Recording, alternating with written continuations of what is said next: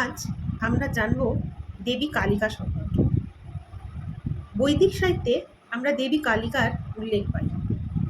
ঋগ্বেদ অনুসারে উষা এবং নিশার উল্লেখ আছে, আর এই নিশাই কিন্তু ধীরে ধীরে দেবী কালিকাতে রূপান্তরিত হয়। কেন্দ্রীয় পুরাণ অনুসারে আমরা সেখানে শুম্ভ এবং নিশুম্ভের উল্লেখ পাই।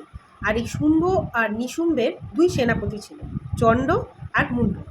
এদেরকেই বধ করার জন্য দেবী কালিকা আসেন, এবং আমরা জানতে পারি এই চণ্ডকে বধ করেই কিন্তু দেবীর পরবর্তীকালে নাম হয়েছিল দেবী চণ্ডী।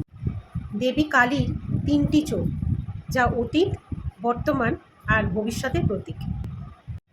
তার ঝলমল করা শ্বেত দন্ত বজ্রের মতন দীপ্তমান, আর মুখগহ্বর থেকে ঝুলে আছে রক্তিম জিহ্বা। বাঘছাল পরিধান করে ভয়ঙ্কর অথচ মহিমান্বিত রূপে তিনি বিরাজমান। গলায় পরে আছেন একদিকে রক্তজবার মালা, অন্যদিকে মুন্ডমালা, যা একই সাথে মৃত্যু ও সময়ের ইঙ্গিত বহন করে।